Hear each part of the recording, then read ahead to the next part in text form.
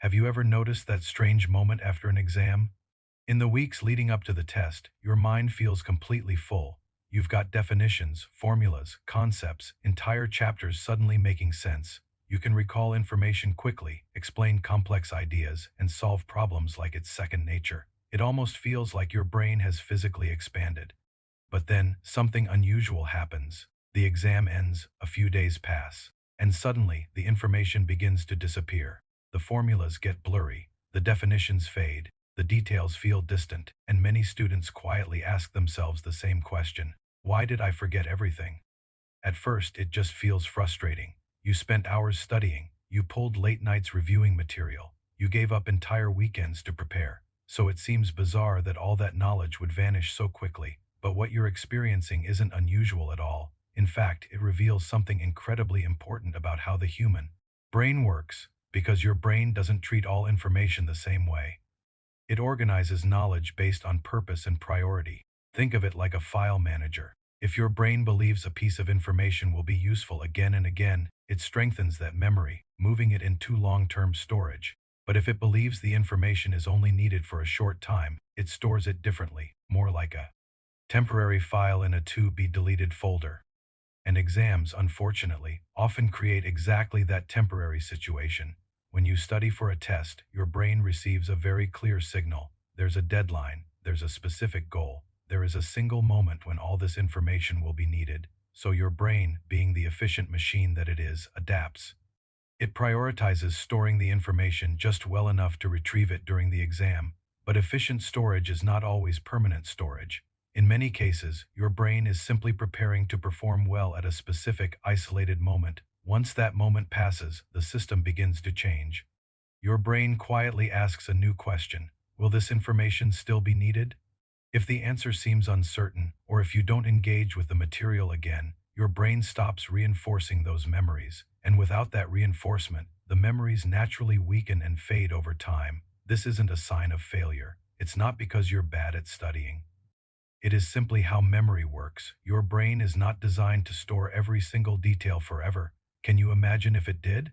If you permanently stored every conversation, every sentence from every book, every random fact you ever encountered, your mind would quickly become overwhelmed. So the brain filters. It's a survival mechanism. Some memories are strengthened, while others are allowed to fade, and exam preparation often creates a pattern where information is stored just long enough to complete the task.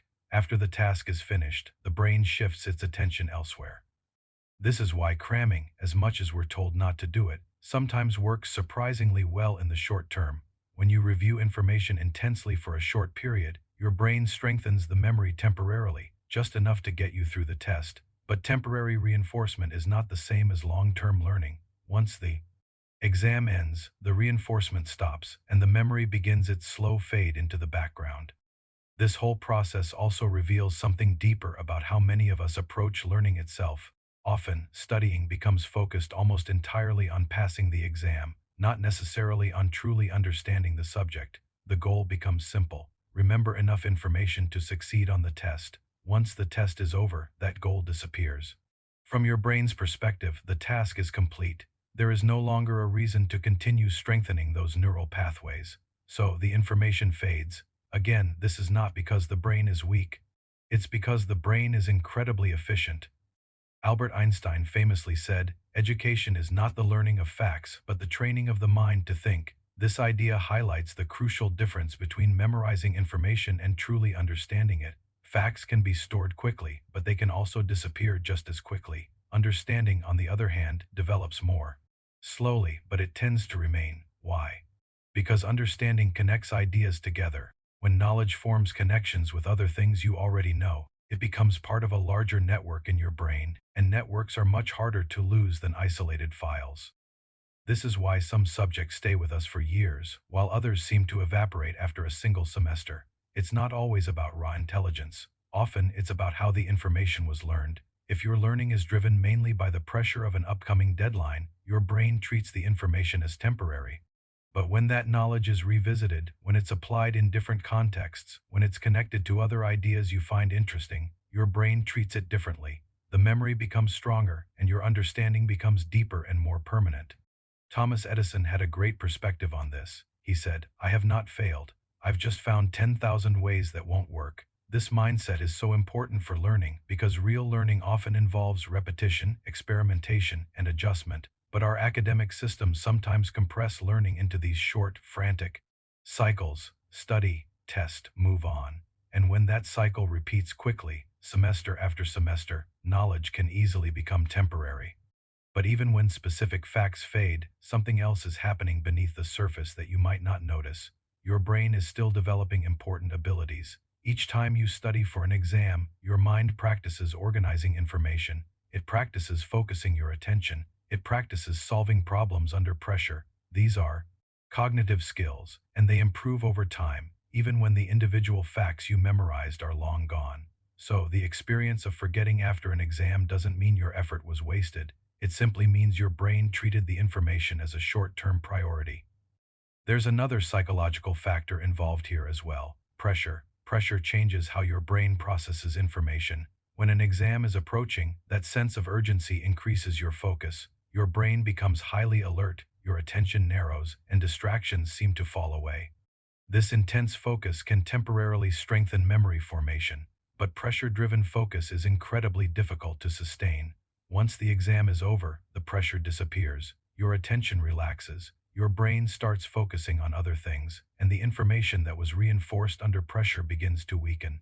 So students sometimes interpret this experience incorrectly. They think, I forgot everything, so all that studying must not have worked. But the issue isn't that studying failed. The issue is that the brain was optimizing for a very specific high-stakes moment, the exam. Once that moment passed, the system just reorganized and moved on two new priorities.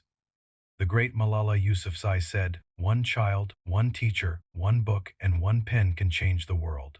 This quote is a powerful reminder that education is so much larger than just passing individual exams. True learning isn't measured only by short-term recall. It develops gradually, through curiosity, through exploration, and through a continued engagement with ideas long after the test is over. When knowledge becomes meaningful to you beyond the exam, your brain begins to treat it differently. The memory becomes part of a larger, more permanent structure in your mind. But even without immediately changing all your study habits, simply understanding this process can reduce a lot of the frustration and self-blame. Forgetting after an exam is not unusual.